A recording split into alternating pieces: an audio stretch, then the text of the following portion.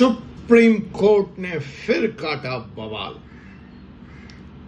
और इस बार एक हाई कोर्ट जज को ही कर दिया बाहर। तो क्या मान लिया जाए कि देश में जुडिशियल इमरजेंसी लागू हो गई? जी हां, आप इस वक्त देख रहे हैं 4C सुप्रीम लॉ पार्टनर्स का कानूनी चैनल और मैं हूं होस्ट और आपका कानूनी दोस्त doctor Ajay Kumar Pandey, supreme court of India से। गजब मामला है साहब,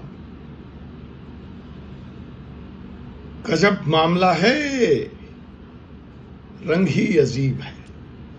सुप्रीम कोर्ट ने एक ऐतिहासिक झटका दे दिया। अभी तक तो ईडी को डांट फटकार, अब बारी आ गई हाई कोर्ट के सिटिंग जज की और सुप्रीम कोर्ट ने जरा भी मुरव्वत, जरा भी सॉफ्ट कॉर्नर नहीं दिखाया।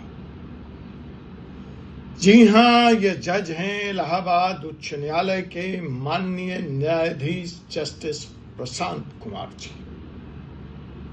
इन्हीं के मामले में सुनवाई करते हुए इनको हमेशा हमेशा के लिए जब तक ये सर्विस में, कल इत्तेफाकन ये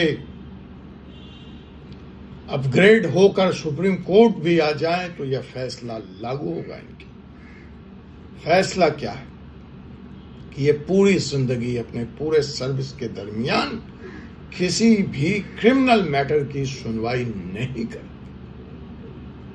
किसी भी क्रिमिनल मैटर को ये सुन नहीं कर पाएंगे। आखिर ऐसा ऐतिहासिक अभूतपूर्व फैसला सुप्रीम कोर्ट को क्यों देना पड़ा? आइए हम समझते। साहब, सुप्रीम कोर्ट ने इस फैसले के तहत देश के तमाम जुडिशियरी के अफसर, चाहे वो हाई कोर्ट के हों, चाहे वो डिस्ट्रिक्ट कोर्ट के हों, चाहे किसी भी कोर्ट में अगर वो जज की कुर्सी पे बैठे हैं, फैसला कर रहे हैं, कैट के हों, ट्रिब्यूनल के हों, एनसीएलटी के हों, एनसीएलटी के, कहीं भी बैठे, सुप्रीम कोर्ट ने उनको संदेश देने का कोशिश किया है कि now it is time to be accountable for your action, for your judgement, for your address. मनमानी नहीं चलेगी। मैं कह सकता हूं कि इस फैसला और यह रवैया अगर जारी रहा तो it is a very good sign for the Indian democracy कि जुडिशियरी में अकाउंटेबिलिटी का वक्त आ गया है। क्या जज भी इंसान है और वो गलतियां कर सकता है? ऐसी सोच, क्योंकि जज को तो हम भगवान माने बैठे और हम समझते हैं कि उसने जो फैसला कर दिया वो अंतिम है और उसको चैलेंज नहीं किया जा सकता। लेकिन इस फैसले ने यह साबित कर दिया कि नहीं, जजेस are also human and they too could commit mistakes. और अगर वो गलतियां करते हैं और उनसे गलतियां होती हैं तो उनकी जवाबदेही भी होनी चाहिए। आज हम आपको इसी एक्सप्लोसिव और पावरफुल जजमेंट के पीछे का जो सच है वो बताने का प्रयास करेंगे अपने इस कानूनी एपिसोड के जरिए।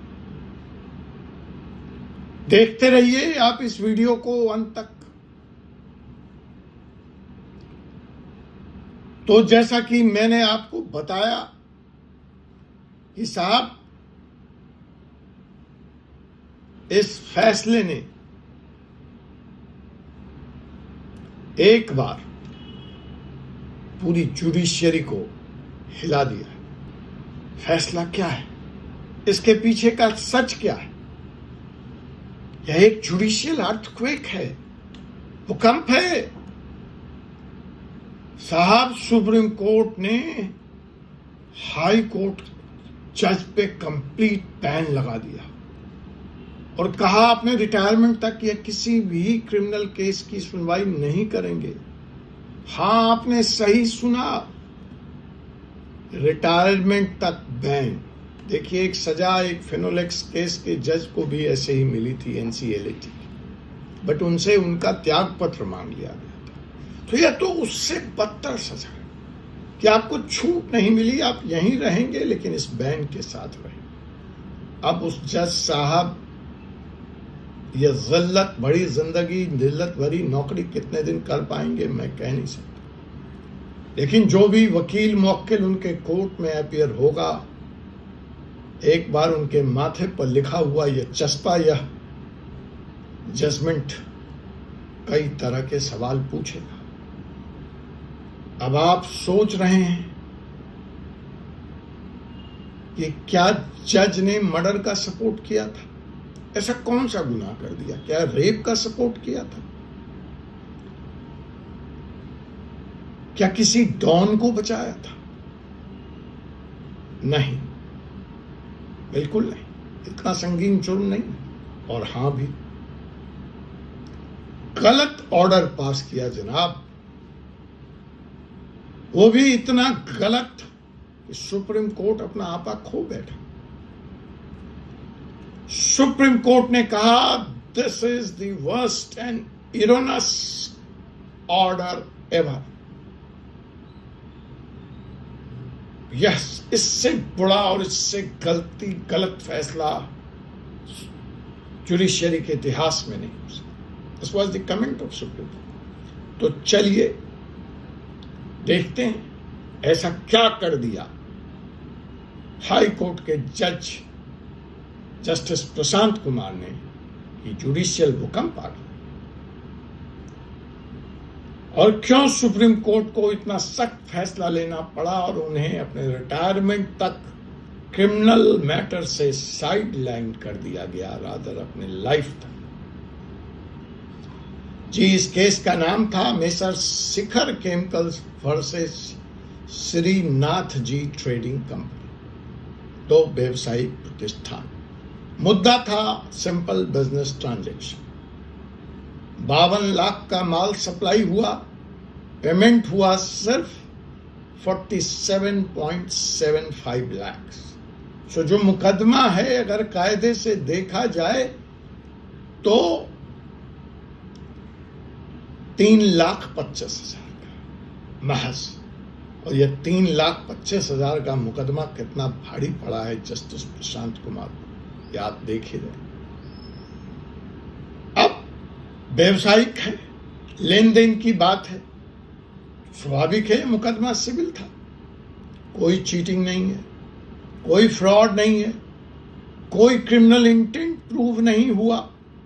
पर जज ने कहा let the complainant try his luck. शिकायतकर्ता को अपना किस्मत आजमाने दीजिए 3,25,000 के लिए। और इसी के साथ इस व्यवसायिक मुकदमे को, इस सिविल मुकदमे को कन्वर्ट कर दिया क्रिमिनल केस में। ले आए क्रिमिनल इंटेंट बिजनेस डिस्प्यूट। और फिर तो सुप्रीम कोर्ट जो अपना आपा खोया, आग बबूला हुआ, उसने कहा this is mockery of justice. यह न्याय प्रणाली, न्यायिक व्यवस्था सबका अपराध है, सबका मजाक है साहब, अव्वल दर्जे का मजाक। क्या जुडिशियरी के लोग, हाई कोर्ट जैसे सीट पे बैठे लोग अब लॉ स्कूल के बेसिक्स प्रिंसिपल को भूल रहे हैं? जस्टिस जेवी पारदीवाला और जस्टिस आर माधवन के बेंच ने कहा this order is so bad it should not survive even for a minute. Judiciary is not a gambling arena. Justice can't be based on luck. Connect कीजिए, let the complainant try his luck. अरे justice luck से चलेगा? जज ने सिर्फ law का गलत interpretation नहीं किया बल्कि मिसयूज किया। मैं नहीं कह रहा। जस्टिस पारदीवाला और जस्टिस आर माधवन की बेंच ने कहा साहब यह इग्नोरेंस थी या पावर ड्रंक फैसला था या फिर कुछ और। आप इशारा समझ रहे हैं, या फिर कुछ और, we don't know, but this demands action. और फिर फूटा एटम बम, चला बम सेल, और आया फैसला, justice Prashant Kumar will not here any criminal case till his retirement in May 2029। 4 साल की नौकरी बाकी है जज साहब, सुप्रीम कोर्ट आने का चांस भी पूरा था। अब आप सोचिए, सुप्रीम कोर्ट को इतना स्ट्रिक्ट होना पड़ा। यह सिर्फ एक लीगल एरर नहीं था, यह था सिस्टम का फेल। अब आप कहेंगे why it is so big deal? Yes, it is big deal. It's earth-shaking. First time in decades, दशकों में ऐसा हुआ है साहब, एक सिटिंग हाई कोर्ट जज को ऑफिशियली क्रिमिनल बेंच से हटा दिया गया। सुप्रीम कोर्ट ने हाई कोर्ट के चीफ जस्टिस को तत्काल प्रभाव से डायरेक्ट किया कि रीअसाइंस ऑल द क्रिमिनल मैटर्स। अगर बोला इनकी कोर्ट में अभी कोई रोस्टर में क्रिमिनल मैटर है, हटाइए, तुरंत हटाइए तत्काल प्रभाव से। और बोला कभी जिंदगी में अगर ये सिंगल बेंच में बैठेंगे तो क्रिमिनल केस मत देना इनको, ये क्रिमिनल केस की सुनवाई नहीं कर सकते। और अगर डिवीजन में आप इनको भेजेंगे तो ध्यान रखिएगा, एक सीजन्ड सीनियर जज के अंदर ही ये जाएंगे, और तभी वहां क्रिमिनल मुकदमा लगाइएगा।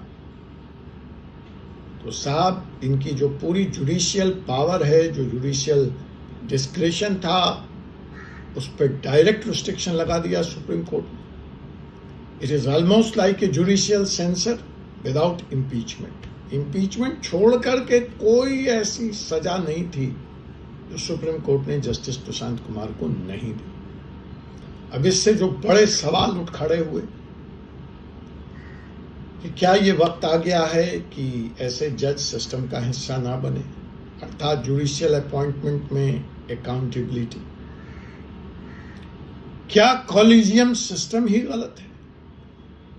क्या कॉलेजियम ने गलत जज को प्रमोट किया था? यह भी सवाल बनता है। ये लोग यहां तक पहुंच कैसे गए? क्या हाई कोर्ट के इस जज ने अपने आप को कानून से ऊपर समझ लिया था?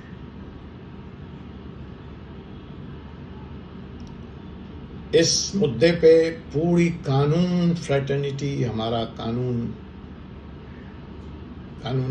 समाज is shocked, don't know how we should react to it. Bar council अब डिमांड कर रहा है कि साहब सिटिंग जजेस के रेगुलर रिव्यू बनते होने चाहिए। मीडिया चैनल्स इसको जुडिशियल इमरजेंसी कह रहा है, और पब्लिक कह रही है अगर जज ही गलत जस्टिस देने लगे तो आम इंसान कहां जाए। यह डिसीजन एक मैसेज है, no one is above the law, not even the high court जज।